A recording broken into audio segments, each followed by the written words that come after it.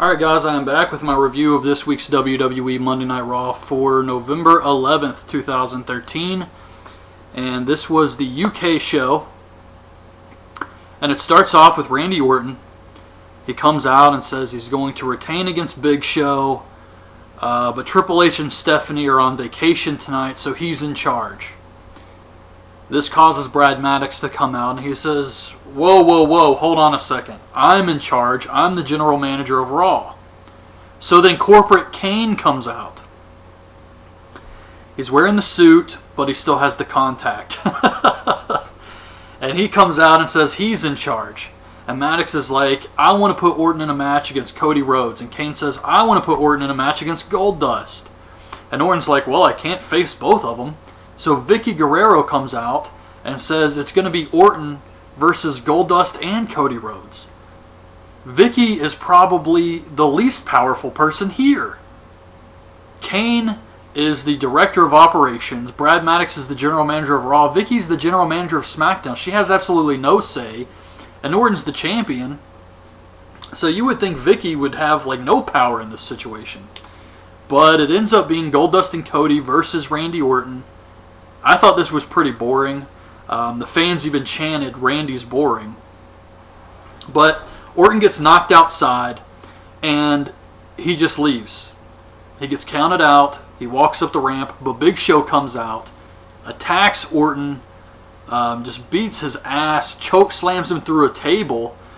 I have no idea how those stairs didn't topple over, because Big Show was standing on the edge of the steps, holding Randy Orton up, and chokeslammed him through the announce table. I really thought those stairs were just going to collapse or tip over.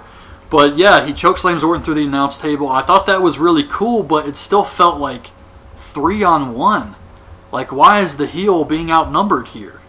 He was seriously facing two guys in a match, and then the Big Show. That doesn't make any sense.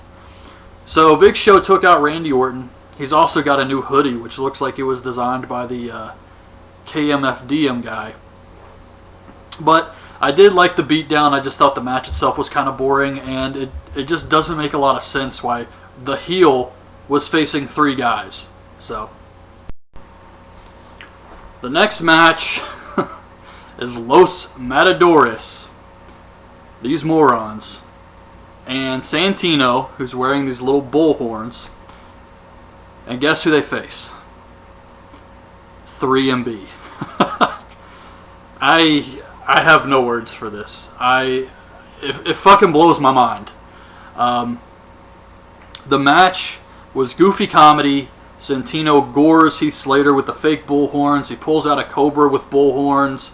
He hits Jinder Mahal with the cobra, gets the win. That was it. It was lame. It was terrible shit. The bull, Torito, whatever his name is. You know, the first time he shook his hips, I thought, that's funny. Whatever. But now that he does it every single time, I want to kick him in the face. It's just every single time. It's overkill. It's way too much hip shaking for me. But then backstage, Randy Orton is getting medical treatment. And Brad Maddox and Vicky apologize to him. I don't know why Vicky's apologizing. She put him in a handicap match. And Kane comes up, and Orton's pissed off. He's yelling at everyone, and Kane says he better watch his mouth because he's the director of operations. It's Damian Sandow versus Kofi Kingston. Sandow pretty much destroys him here. He beats him with the You're Welcome Full Nelson Slam. That was it. I didn't really care about this.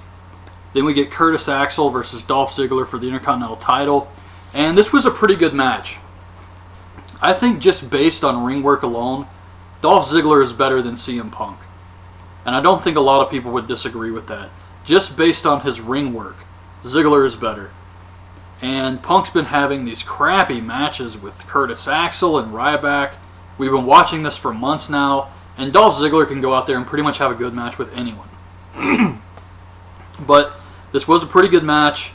Axel wins with that weird neck breaker driver move, whatever you want to call it. So Curtis Axel beats Dolph, but I was actually hoping Wade Barrett would come out because they are in the UK. He would get a nice babyface pop, and you could instantly turn him babyface with this. and then do a feud with Wade Barrett versus Curtis Axel. That's something for both guys to do, and neither of these guys are doing anything right now, so why not? But obviously Wade Barrett never came out. And then we see Kane and Brad Maddox arguing backstage. Maddox says he wants to make Real Americans versus Cena in a handicap match, and Kane says he's going to do The Shield versus Daniel Bryan and CM Punk. Zack Ryder is the salesman for WWE Shop this week. It was kind of sad, to be honest with you. Then we get Nikki Bella versus Tamina, and AJ takes a cheap shot. Brie Bella runs around. AJ throws her into the apron, lays her out too. Tamina hits Nikki Bella with the splash for the win. And afterwards, Brie Bella dropkicks AJ and Tamina out of the ring. And she's standing over her sister, and she's trying to look mean yet sexy at the same time. It was lame, but the fans were shitting all over this match. They were chanting, "We want tables, EC dub," all types of stuff. I'd also like to mention that when Zack Ryder was selling the WWE Shop merchandise, I saw a Bray Wyatt hat. The hat he wears to the ring, and I guess they're selling those on the website.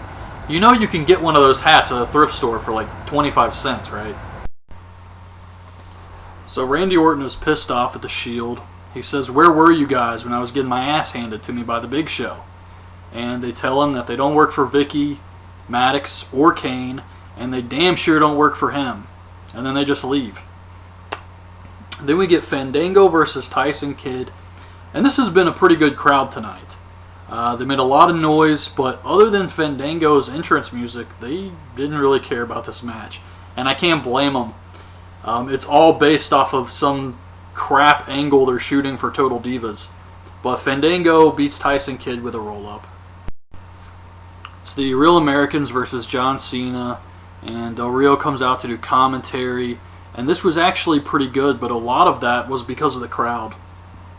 The crowd was cheering for everything Cesaro did here, and I thought that was really cool. But the match ended up being pretty good. Cena makes Swagger tap out to the STF.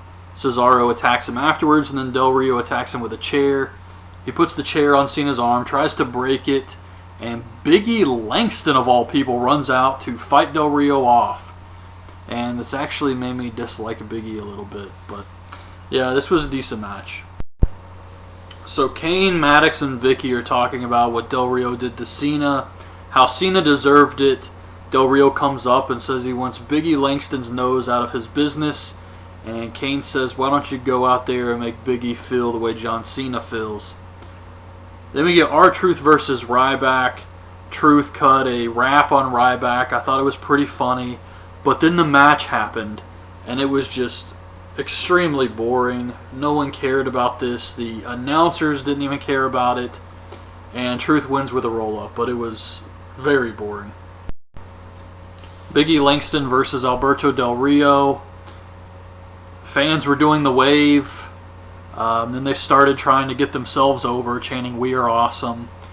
Match, okay, I guess. Just another match on a boring show, really. Big E Langston taps out to the arm breaker, and that was about it. So Paul Heyman comes out with Curtis Axel. He's all beat up. He's in a wheelchair. His legs messed up. His arms messed up. He's got a neck brace on. And he blames Ryback for what happened to him. And he says when he comes back, he's going to return with a vengeance. And CM Punk comes out. He beats up Curtis Axel. He canes Paul Heyman again. So I assume next time we see Paul Heyman, he's going to be in a freaking full body cast. But this leads to Daniel Bryan and CM Punk versus The Shield. I don't know how they made CM Punk and Daniel Bryan versus The Shield into a boring match. But by God, they did. This was pretty boring to me. Punk gets a hot tag. He gets all his shit in. He hits the GTS on Roman Reigns. He gets Dean Ambrose and the Anaconda Vice. And then the Bray Wyatt family comes out. Or actually, the lights go out, and then when they come on, the Wyatts are in the ring. And they want to attack Daniel Bryan and CM Punk, but the Shield's in between them. So Punk pushes Seth Rollins into Luke Harper. and Luke Harper just pushes him away.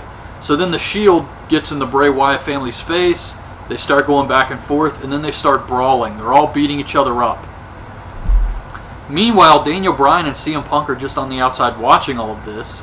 So the Wyatts and the Shield, they're fighting, but then they kind of separate, and they look outside the ring, and they see Punk and Bryan. So they're like, hey, let's work together and beat these guys up.